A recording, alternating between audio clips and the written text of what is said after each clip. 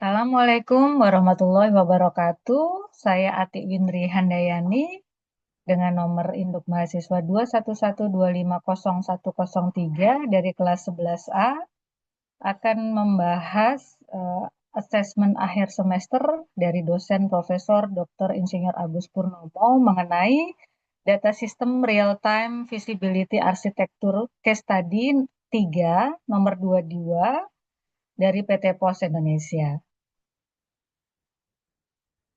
Konteks strategis dari case ini adalah PT Pos Indonesia sedang melakukan transformasi bisnis menuju logistik berbasis digital dan e-commerce fulfillment.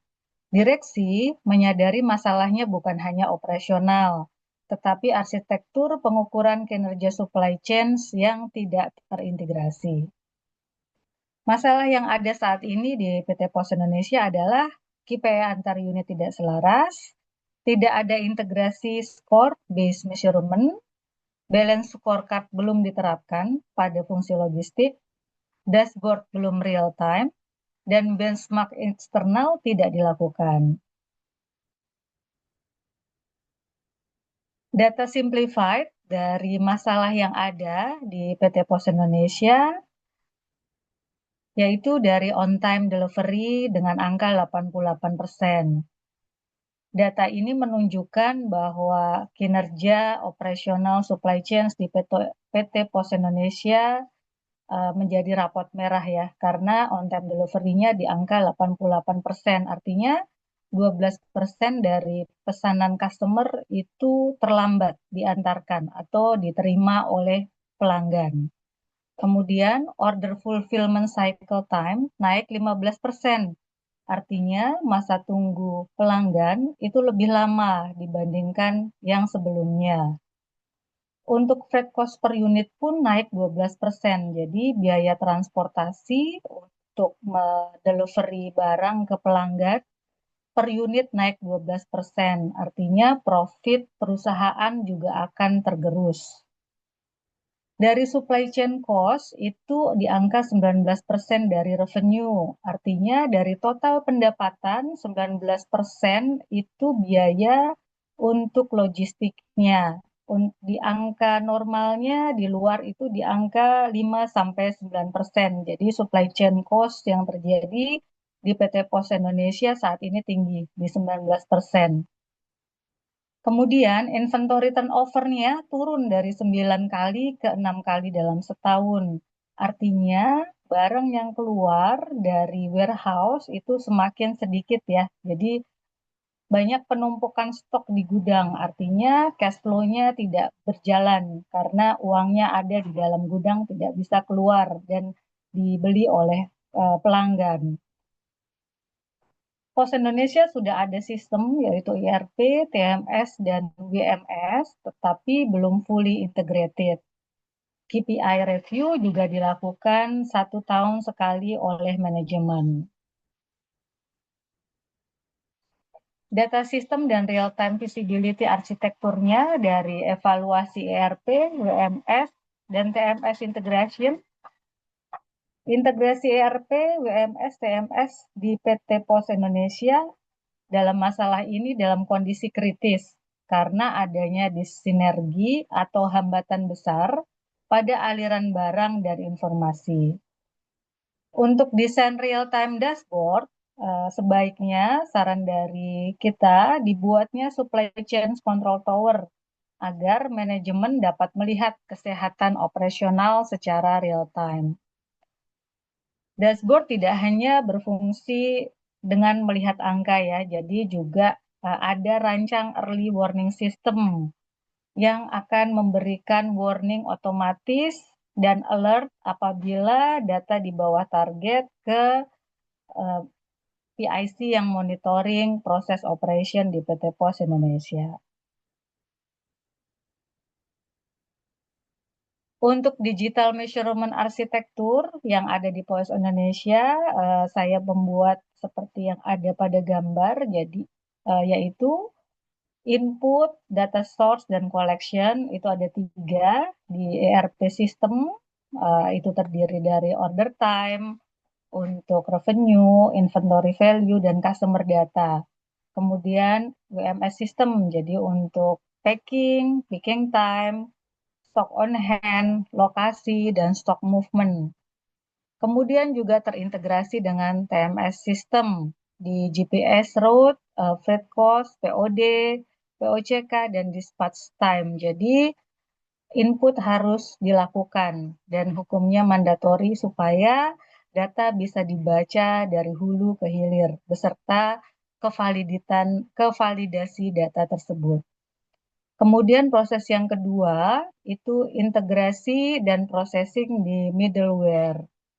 Jadi adanya API gateway di middleware untuk menyambungkan semua data yang sudah diinput seperti data warehouse, terdiri dari real-time data flow, single source of truth, kemudian ada data storage, dan untuk calculation engine, jadi bisa menghitung disesuaikan dengan KPI-nya, on time delivery targetnya, inventory turnover, freight cost, cycle time, dan yang lain-lain. Jadi diintegrasikan dengan target KPI yang sudah ditetapkan oleh Pos Indonesia. Yang ketiga itu visualization dan alerting interface. Jadi ada dashboard yang bisa menunjukkan performance dari masing-masing KPI tersebut, sehingga pengguna bisa monitoring setiap saat secara real time. Dari itu connect dengan smart alert system. Jadi akan ada notifikasi apabila beberapa ada KPI yang di bawah target.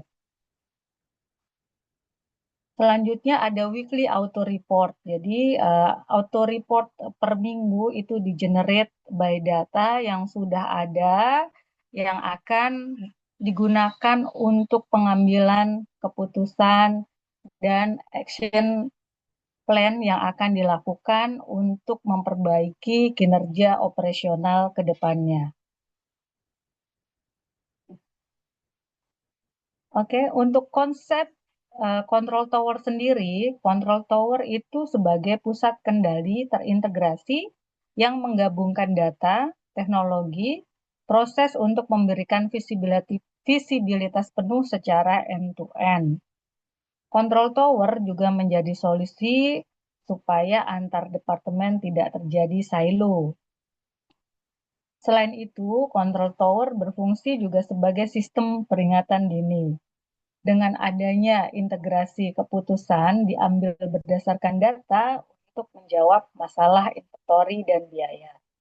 Fungsi control tower juga membuat sistem bergerak secara otomatis, tidak secara manual lagi. Nah, di sini perbedaan mengukur dan mengelola kinerja. Apa bedanya mengukur dan mengelola kinerja? Mengukur kinerja adalah proses kuantitatif berdasarkan data hasil pencapaian aktual versus KPI yang diberikan. Jadi bisa diukur dari pencapaian datanya. Sedangkan mengelola kinerja adalah menggunakan data aktual tersebut untuk mengambil tindakan perbaikan dan pengembangan ke depan. Organisasi dengan KPI tetapi underperform. Ya, ini bisa terjadi karena hal-hal sebagai berikut. Yang pertama, KPI tidak align.